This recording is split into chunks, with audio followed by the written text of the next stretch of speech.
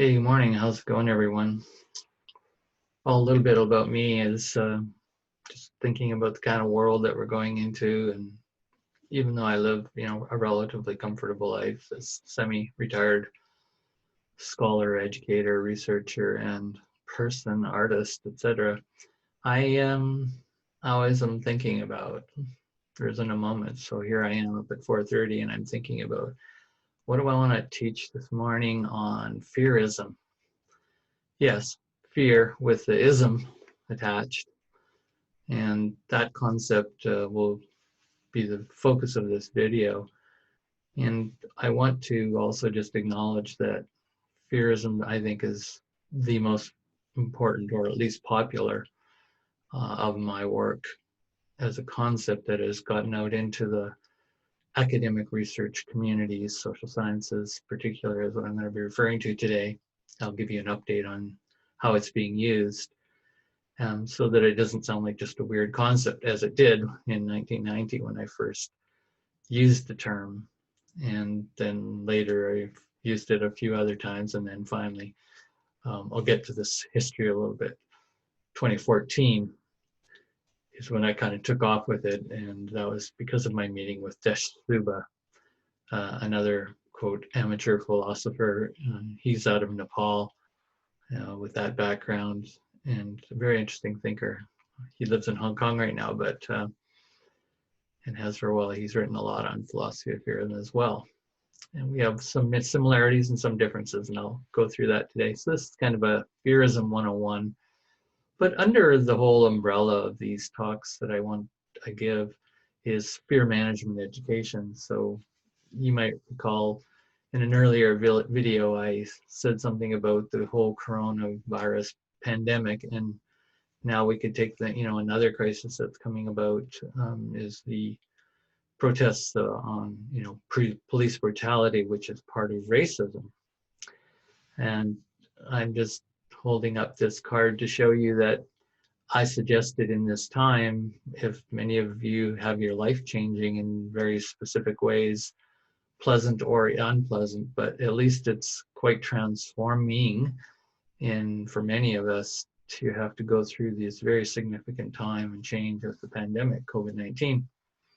I said, well, let's do more fear study. This is a perfect time. We certainly see how much the COVID-19, both in the way it's constructed as a problem, the way we try to solve it, there's a lot of fear. So that's just a simple analysis. Doesn't take a lot of intelligence to see that. And a lot of people say, well, it's all very due, right? Reasonable, rational, even natural or normal fear to respond to something that seems to be quite a deadly threat and kills people, etc. Well, I'm going to do a little more nuanced and more complicated conversation. So just to give you a sense of how I approach fear, just in a really generic umbrella way, I don't get all hung up in the various kinds of discourses, the common ways of thinking about fear. That was my whole agenda starting in 1989.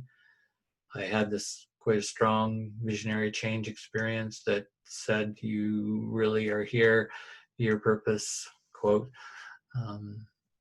a purpose anyways, was to remanufacture, reconstruct, and hopefully deliver a new version of a fear education, a new fear study. And I use this term FME in my writing just to stand for fear management education. I pretty much have this very fundamental idea that nobody really is that interested in fear unless, and this could be conscious or unconscious, they really want to learn more about fear and themselves and the society in relationship to fear. And the reason they fundamentally want to do that, I argue, just from a really basic universal kind of notion, is because they want to improve their fear management skills, capacities, resilience in the face of fear. Let's just use that generic. So that's kind of where I come from, and because I'm trained in both sciences and then later in education, I have this very fundamental interest in, well, but how do we teach fear studies? How do we teach fear management education? And that's really, you can see, broad and generic. So that's how I approach it. So I'm always analyzing, not so much even just how do you understand fear, define fear. That's important too. But my focus, and it's not a focus of any other educator I know of per se, that we have to understand how we actually teach and think that we have the best ways of teaching about fear management education. So just to connect with the sort of mainstream, I went off the mainstream many decades ago, back in the 80s, because I wasn't happy with how the mainstream does education, period. Well, of course, there's some good things it does, but lots that it doesn't do well. So I went off that stream and became kind of an independent academic scholar, educator, and writing and publishing is my main way of getting out there. And eventually, of course, I'd love to be consulting more and being utilized more for, right, what I can offer to education, period, and certainly to the world at large in regard to upgrading its fear management education, which I think needs to be done very quickly. The sooner the better, and that's a whole narrative, right, that one could construct about where the world is going and will go in the next decade or two.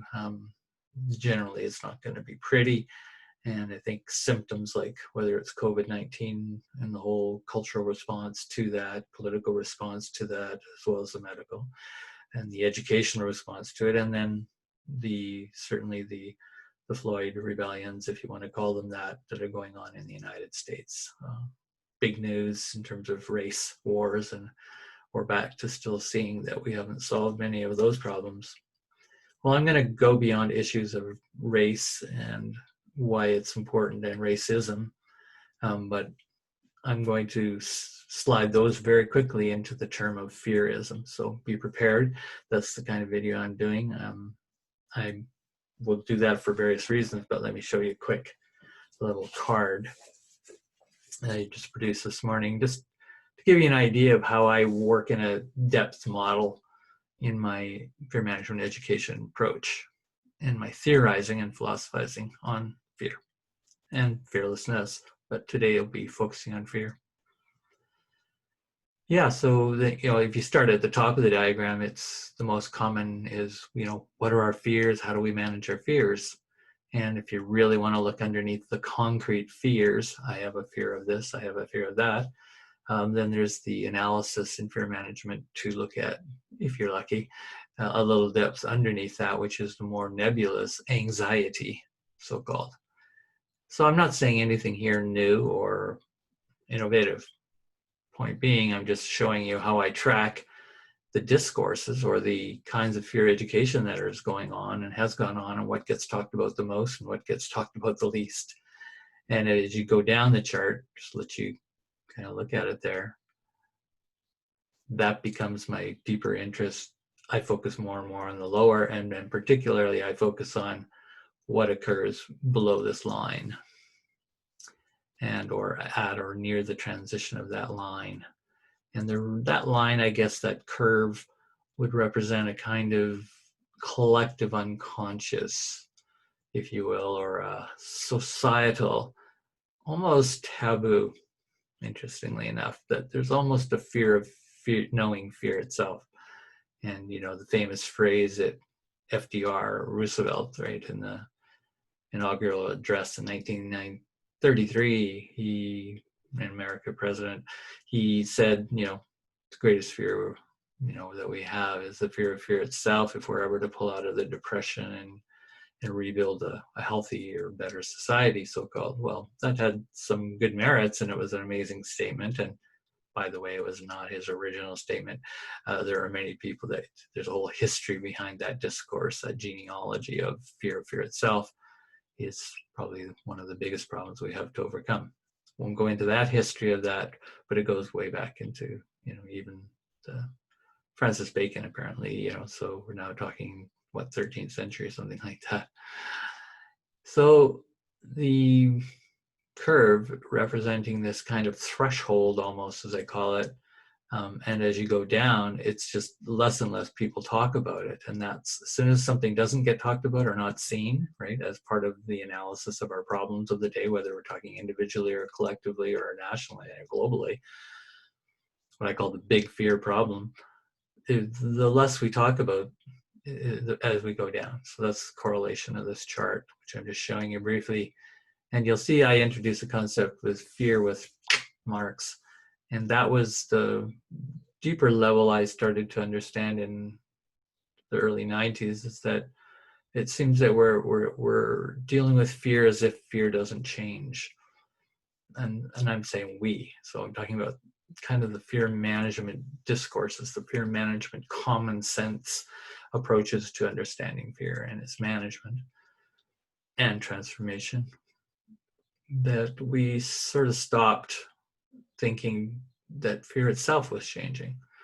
And of course, that's kind of a crude and, simple, and maybe it's convenient, comfortable, but that doesn't mean it's actually real or attached to or linked to, some real phenomenon that are going on. So I called the fear pattern, with the scare marks on fear, basically using a methodology that's common in philosophy, particularly in postmodern times, but not only, of taking a concept, right, or an idea or a phenomenon, fear, and then saying, okay, well, how can I really strip, unpack, repack a better, theoretically, conception of fear? So that's my whole approach to fear studies and fear management education, is let's get down further and further and further to maybe there's something why fear is still controlling so much of the world and seems to be escalating. And I have no doubt that's true and will continue to, until we really come to a much deeper understanding of the notion of the fear patterning. And that's really what starts to occur with the scare marks, that fear needs to be reconstructed using the dictionary. Fear equals this, fear is defined as this, or any kind of discipline that defines fear as a feeling or an emotion. That's the most common language. It's not that those are unuseful, they're just not particularly really useful when you go to a deeper analysis to get to the root, right? The roots and the source and the core of how these show up as symptoms. So the deeper you go, less symptom attention. We're studying our attention less on the symptoms. And so what I'm saying is pretty much all the books and self-help and even scholarly work and research, serious research work is all up in this area. Less and less, less and less, less and rare. So that's what I'm going to refer to today. I'm just going to give you a quick update on FearISM and why that word appeared and concept. And I will also just briefly mention FearISM is part of the intersectionality of the problems in the world. And intersectionality is a term for how the various oppressions, right? So sexism, classism, ageism, adultism, racism, how all these various oppressions, and there's as many as you want to name and identify as you want to go into that kind of detail of analyzing social existence and the reality of how we live in a social political sphere. Those will all have an intersectionality of interest. And the intersectionality term, which appeared somewhere around the early 90s in postmodern analysis, was we want to understand not just any one of those forms of oppression, right? Like just racism, because it's clearly connected to classism and then on and on and on. And then we realize there's more complications once you get into and below the surface of using the word, you're a racist, you're a racist, you're a racist, or you're a sexist, or you're, right? That when you get into the nuance way below that surface level of symptom, then but racism as a term was, right, trying to get race, the study of race, into a little bit deeper level, and it is a good direction. Not a problem. So the problem is, for me, is that you have to look at the intersectionality of all the forms of racism. So we could kind of see them as a hub of a wheel, and all these spokes of all the racisms that we identify on the wheel of the spokes. And then if you go right to the center core, this is my hypothesis, is FearISM. And I'm using FearISM in a very specific way, and then I'll describe a little bit later in this talk of how FearISM can be used in many multiple and complex ways too, just like racism or sexism, classism can. Many angles, so I'm not giving you the only one description or way to know what FearISM is, and then obviously then I'm not giving you one way only to know fear and to practice fear management, as from theory to actual practices of how you manage fear in your life personally. Yeah, it's important in this study, but it's also important to go below to see how you're, as an individual, as an agent, part of carrying on various traditions, even if you're unconscious of carrying on those traditions of thought or worldview or an ideology. And one of the connections I'll make to FearISM, one of them, is by adding the ism at the end of it, it puts it in the category of an ideology, which is a kind of whole structure of, and I use structure in a loose way, but also even a concrete way, a soft structure or hard structures, architecture, some people will call, of thought, of ideas, of beliefs, of value systems, and ways of speaking about reality in the world and my place in it.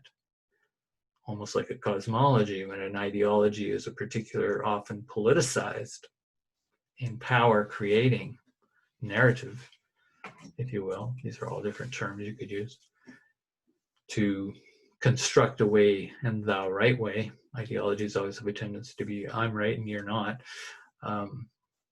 That's the very notion I use of ideologism when it influences thought and the way we act in the world. So I'm wanting to study fear management education, but I want to check out the deeper levels of the ideologies, the narratives, the meta-narratives, the big pictures, worldviews that carry our understanding and construct the very notion of what fear and my relationship to fear ought to be, right? The good way it ought to be and the way it ought not to be, and those are good fears, and then there's bad fear.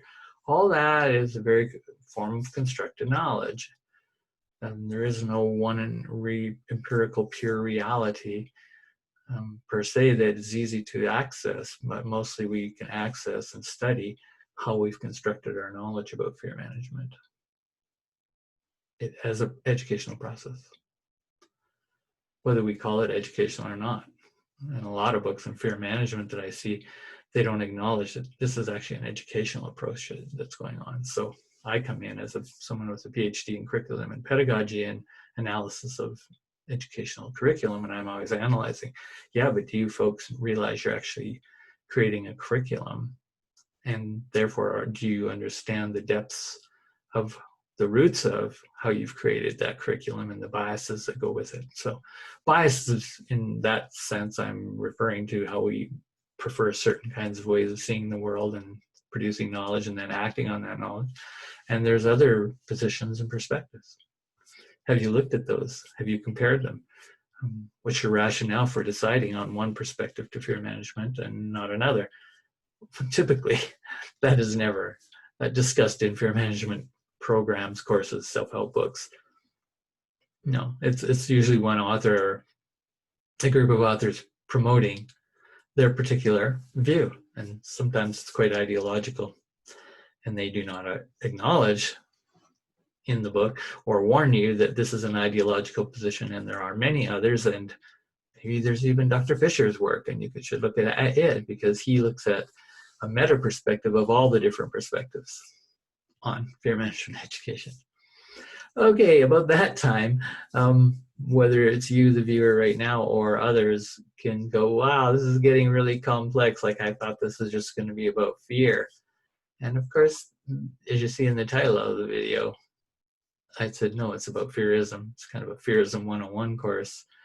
It's not really a course, but I'm just giving you a brief introduction to FearISM as a concept that I use, and some others have been using recently. Not well known, but it's starting to become known, and a very exciting concept. So let's move on to the little bit of that history of FearISM and how it occurred. But point being of the ism added to fear, I'm basically saying if you just want to do a fear management, training for yourself or with me or with others, however you do it, your own study, highly recommend that we do that as citizens today so that we aren't controlled by fear ideologies and biases of others, and that we can discern and decide, okay, well, I hear your view. Well, I have problems with that view for this reason, this reason, this reason. I'm gonna, more go in this direction. So mine's a more holistic, integral approach to fear management education. And FearISM is an important concept because I'm just basically saying if you just add the ism, ISM, to the word fear, that alone, just doing that, is already a reconstruction. It's really a kind of critique of just using fear, right, without the ism added. You just take a moment to think about that. That's a philosophical and methodological approach to fear management education. And I'm big on that stuff. I'm big on rewriting, rethinking, right? Even fear with marks on, when I use that and I distinguish it from just fear without those marks, I'm highlighting a certain kind of consciousness.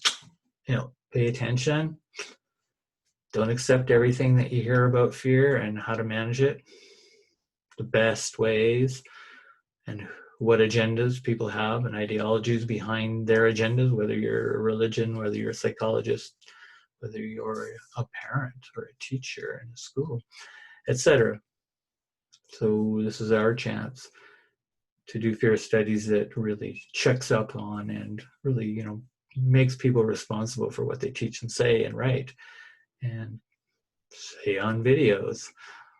They're all up for potential critique and revision.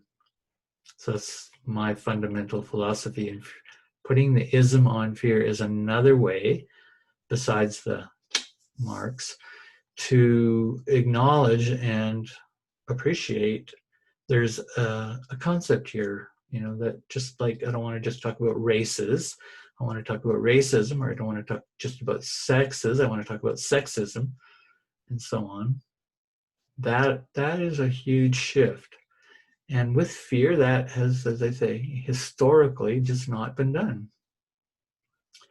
FearISM has not been acknowledged historically, even though, I can rarely say, if I do really hard research, I'll see a couple times in the late 1800s, somebody has used, you find this in a Google search or a scholarly search, FearISM, but the word doesn't seem to really mean anything I can understand, and they don't define those terms.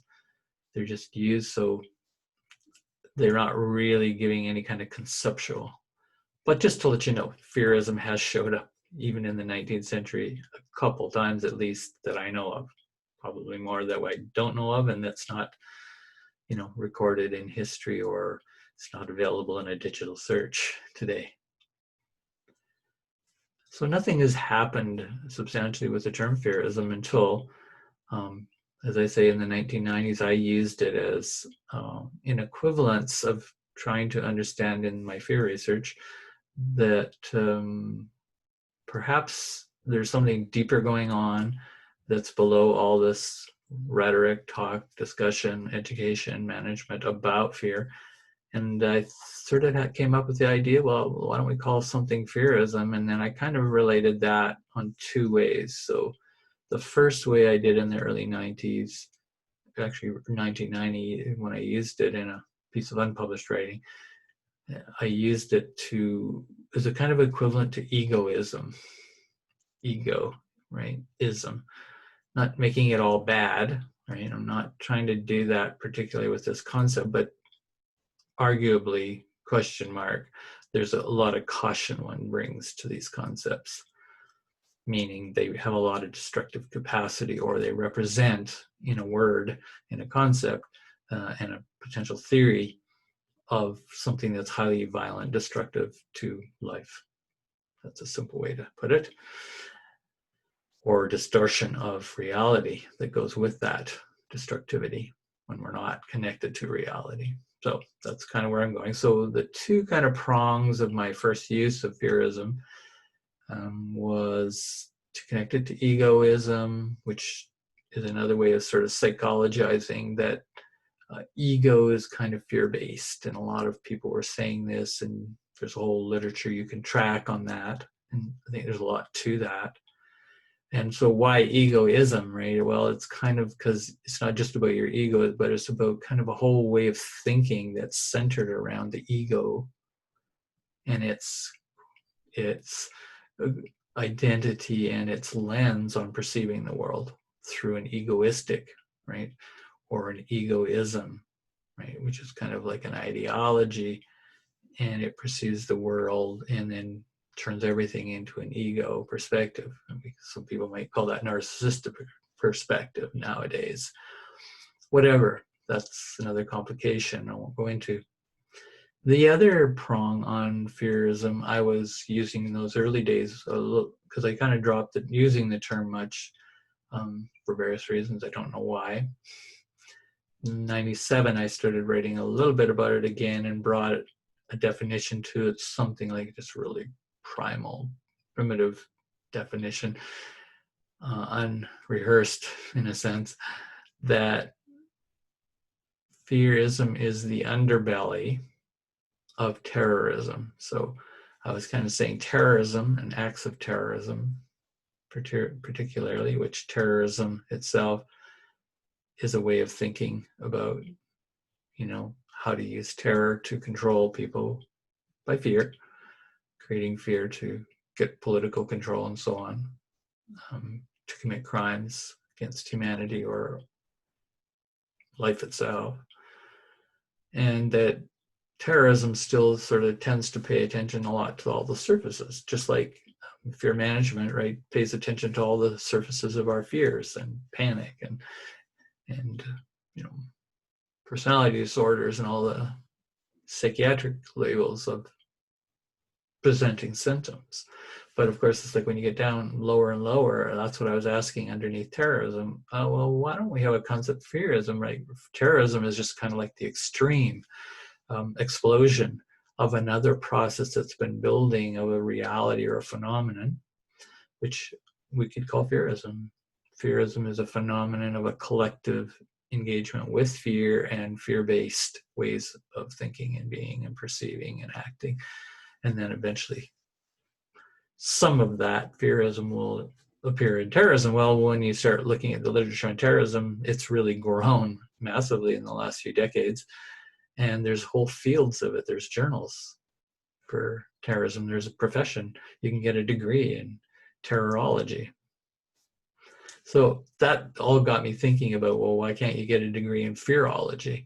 And then using a concept like FearISM might be actually more useful to get to core causal relations before you get to terrorism. In other words, terrorism is a symptom of FearISM. So FearISM thus, just like all the things in that diagram I showed below the arc, the lower parts of that arc are the things that are more invisible, subtle, insidious, much harder to get at. And I was sort of suggesting that underneath that FearISM level of reality would be some of the most fundamental and mostly unconscious discourses or templates of how we manage fear. That you can find them, their roots within this arena of FearISM. So that's how I was using it. So in that sense, I was kind of looking at FearISM as a form of oppression. And remember, the hub and the wheel, it's actually, I said it's the core. So it was kind of the third prong of my first understandings of FearISM in my early days, that it's the hub of the core. And it's the core of all forms of oppression, including terrorism. All right, so you got a little bit of a tracking there of my early thinking. So as a warning, if you go on the internet and put in the term FearISM, you're going to find a whole lot of different stuff. You'll find a lot by me, a lot by Desh-Sub, and a few others who are kind of student followers of his work or mine. But mainly Desh has produced probably the most people doing work in and on what he calls the philosophy of FearISM. Get to that in a sec. But where I was kind of going was that I was attempting to use FearISM to take us deeper and to also go after oppression, right? So I'm a critical theorist in that sense. I do not accept the assumptions and the most common view that systems that exist today, and let's just talk about the social world, that they are benign and they are just functioning systems, value neutral, and it's only us in how we make them positive or we make them negative, and so on and so on. The idea of what's called a functionalist theory, that everything's fine, it's just a system, it has a few flaws, you can kind of fix those flaws and manage them. So a functionalist management model, and mine is a critical theory.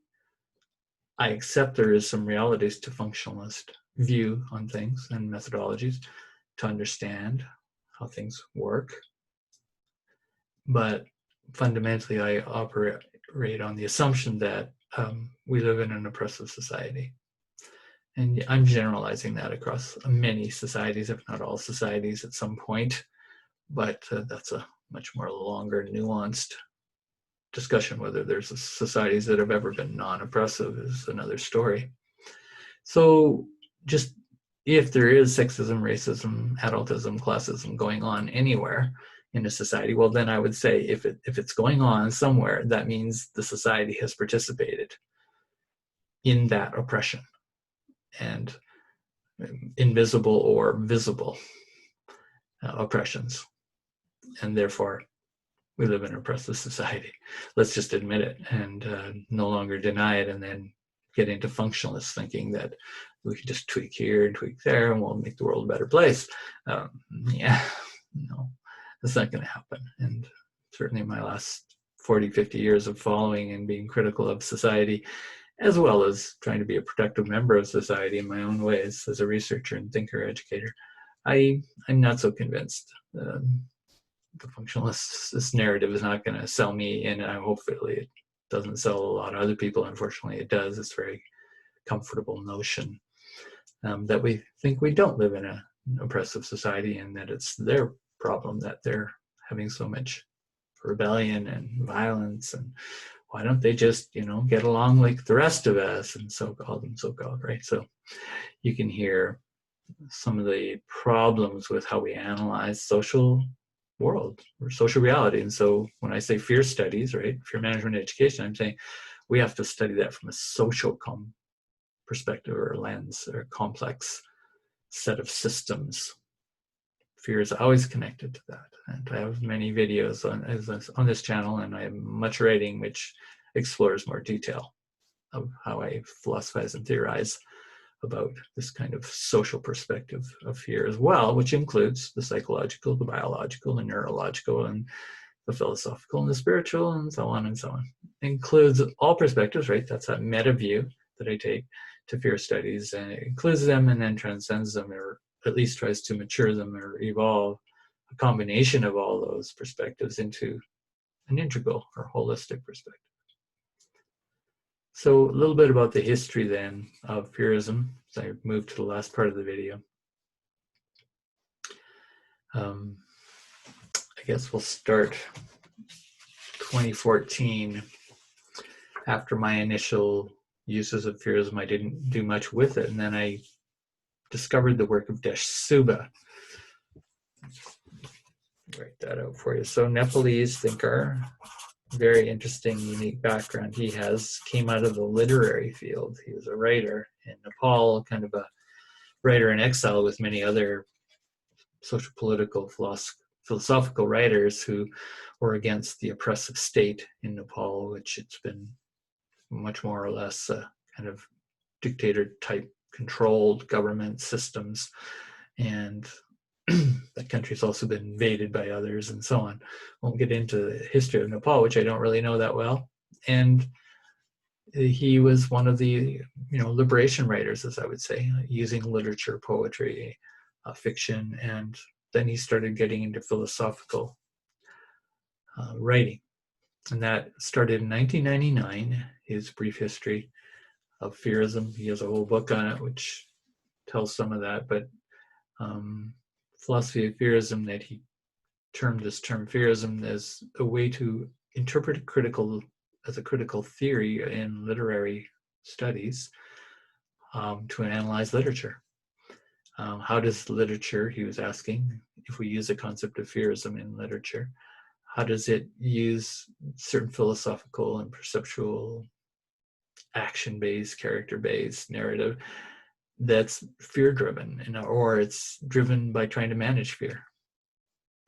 Because you could, in a Freudian kind of sense, you could say, well, we could look at literature from a Freudian perspective, a psychoanalytic perspective, and people still do today. It's a very popular, not super popular, but it's a common in the academic sphere to analyze literature from a psychoanalytic perspective. Not just Freudian, but there's many others after Freud. But yeah, if you're looking at a classical Freudian analysis of literature, which is, literature is an art's an expression of our humanness and its struggles and the human nature and the human condition, the human potential. So that's how he comes in. It was very interesting, very different than me. I don't have a background in literature and literary criticism, etc. And FearISM was an important concept for him. And he started writing about it and people started paying attention. That was in 1999 forward. And in 2014, which is what I get to here, is I encountered his book, Philosophy of FearISM. He emailed me and saw I was writing about fear a lot. And then we started, when I read his book, just in the first scan, I said, oh my gosh, this is bringing up so much of the ways I think, but it's also a little different. And so I said, well, I got to kind of really make a foundation for myself on a theory of FearISM, which is just one way to put how to think about FearISM as a new concept and how to theorize it within certain kind of frames. So I won't go into that per se. This publication is available. When I wrote it very quickly after scanning his book and sent it to Dash Suba, he was very appreciative, was not competitive. Thank you. That's a rare trait for a thinker. Often, we're protecting our philosophy and my views and my, try to keep other philosophers out of the way or else just critique them. And he was not. He was very interested in a synthesis. And from this, we actually, got together and wrote a book in 2016, The Philosophy of FearISM, an East-West dialogue published in 2016. So that was really a new stir for me. And in coming to his work, I had to come up with a new term. Not a new term, but a distinction. So he used FearISM very broadly, and I used it very broadly, but you noticed how mine was much more social political, right? Came from kind of a real critical social political critique. His didn't so much. His FearISM, even though it is in there as well, that social critical aspect, but he was really interested in a very broad evolutionary theory of FearISM in how he saw fear functioning. And he's a lot more what I'd call psychological oriented than my view of FearISM. So he doesn't see FearISM as positive or negative. He sees it as kind of can be a bit of both. And ultimately, the notion of FearISM is not meant to be positive or negative. He said it's sort of just like people use existentialism, for example, as a type of philosophy or rationalism. He said, well, why isn't there a philosophy called FearISM? That's where he took off and started, okay? And still is on that track. I think that's very interesting. So I do converse with that approach in my fear study. And I would encourage you to have a look at that approach in your fear study. And so I'm basically saying to manage fear better, if you just real practically, a philosophical analysis, whether it's really deep philosophy or not, whether you're a philosopher or not, whether you have a background in philosophy or not, it's really just critical thinking. Start there. And that's a type of philosophical investigation into the nature and role of fear and the knowledge that's created about fear. And so FearISM as a form of study is available now.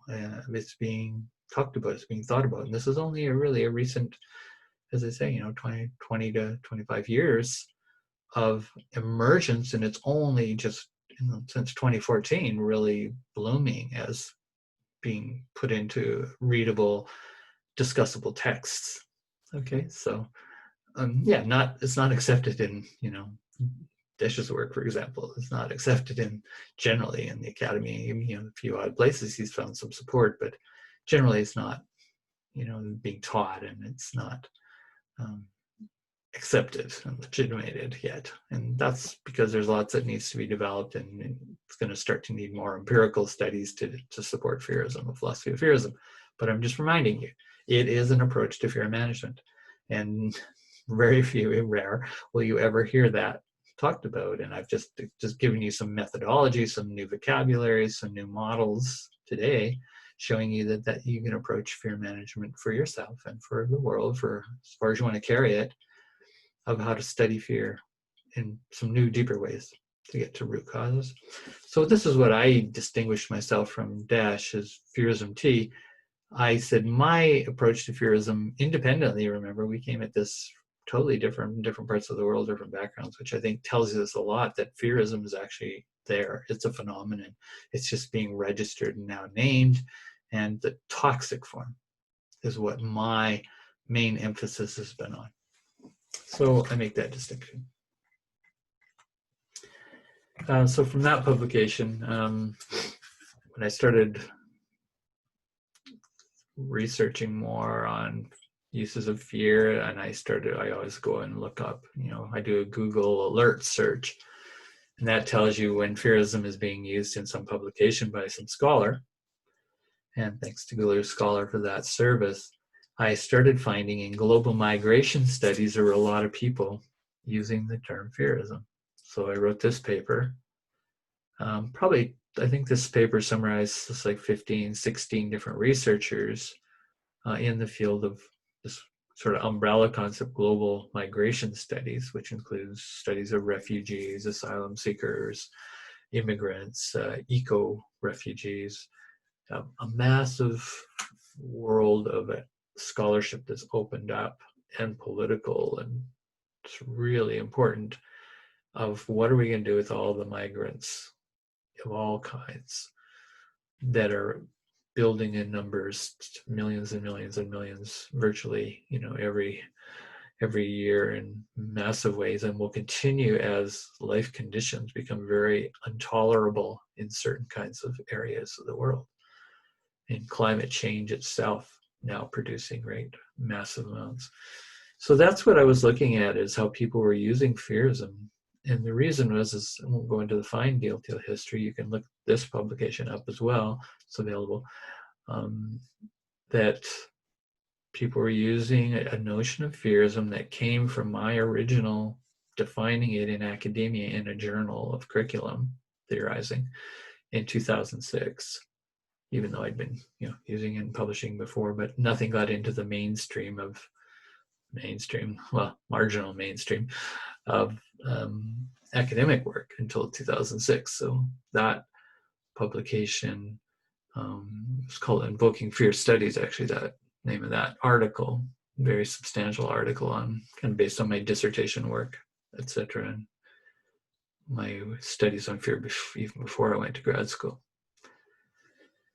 This publication was analyzing how people were using my definition, and then it's interesting to watch how they take a part of it, and then somebody passes that on and cites that person, and it sort of gets diluted right after everybody starts citing somebody else. And rarely, if ever, what I showed in this little paper, rarely does anybody go back to the original source of where the definition of FearISM came from. And which I have a very complicated, nuanced definition of FearISM, which I've shared with you, some of my branches of how I came to understand and see the usefulness of using FearISM.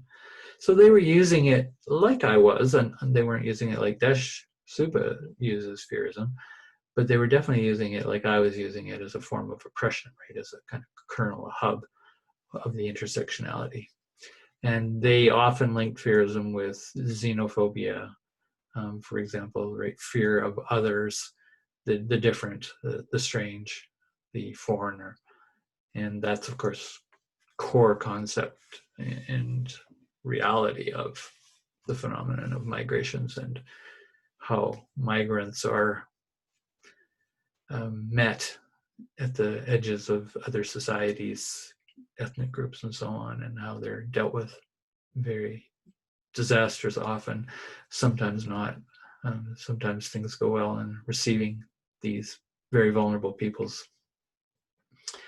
So that was, part of now racism, ethnocentrism was core to the problems that countries are having now with the migrant issues and the migrant possibilities, and fear being constructed, the fear of the other, the shadow, dark other that comes to our mainstream, normal, homogenous, so-called societies and our comforts and so on. So very critical, and they liked my critical view of FearISM. They liked the basis of the definition, and they thought the word was useful. So that I've followed again, and that publication was in 2017, and now I'm starting to get some scholars in global migration studies, just a few of them starting to cite that work, which is my critique of how they were using. Now, not that that has shifted much in the latest versions of people citing this 2017 publication, but the scholars are at least acknowledging a little richer notion, and they're having a little more discussion, but they're still not going to the fine details of that lower arc, the deepest levels of understanding FearISM, as I would prefer. However, so I wrote another publication just recently.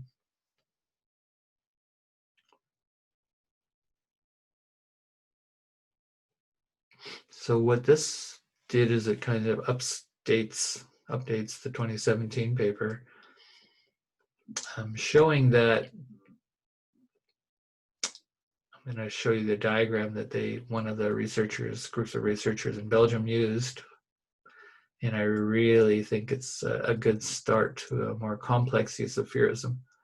So again, you might be interested in reading these. This one would be a good one for a little bit more of a generic understanding. The last one's a bit for specialized researchers.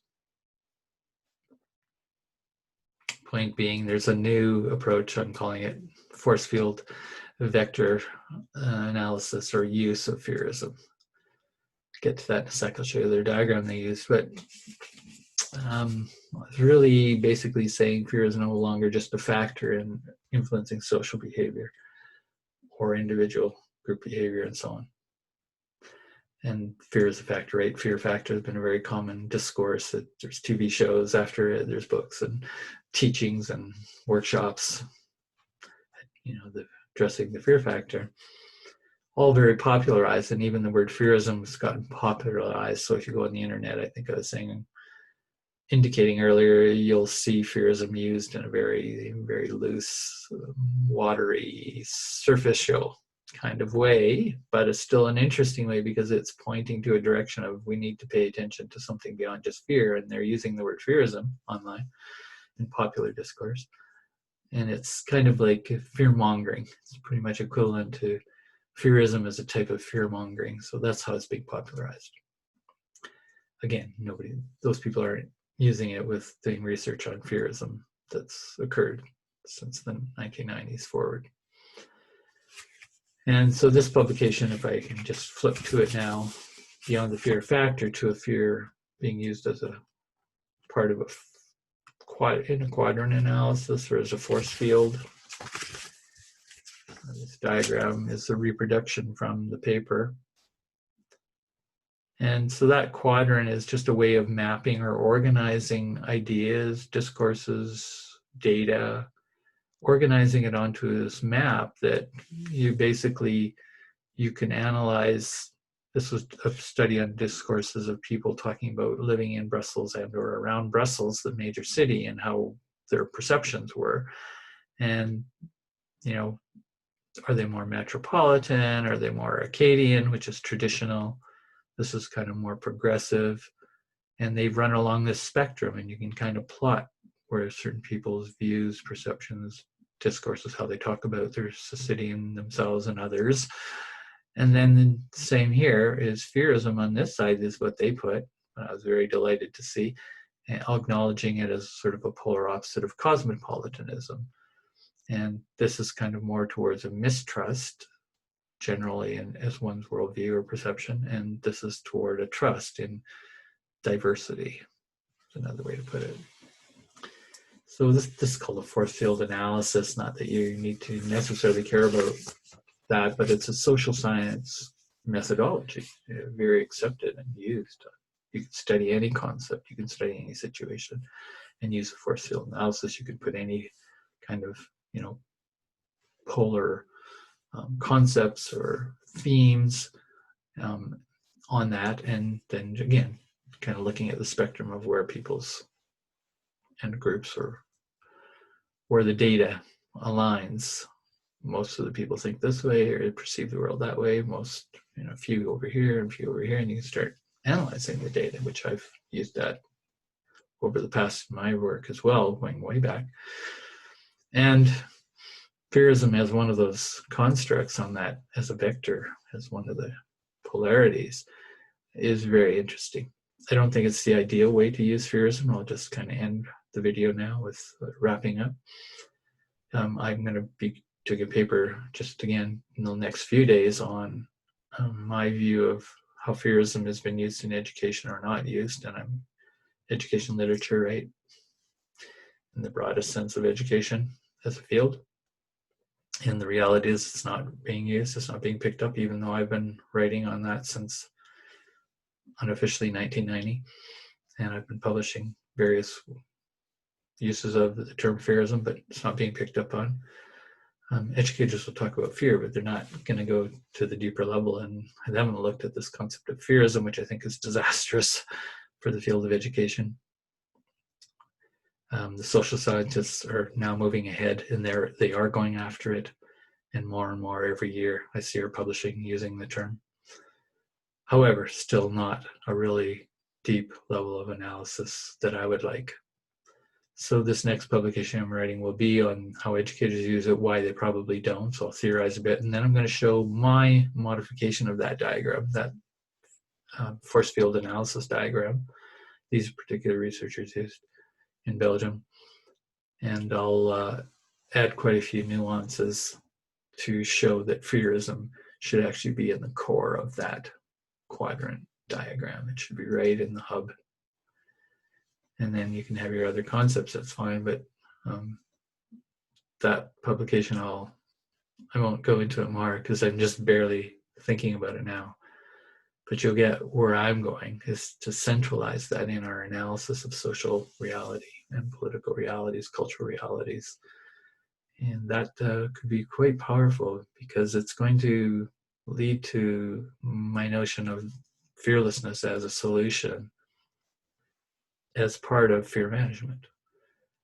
Remember, all of these analyses that certainly when you invoke the word FearISM or concept, as these social scientists are, you're talking about fear. You're talking about how we manage fear.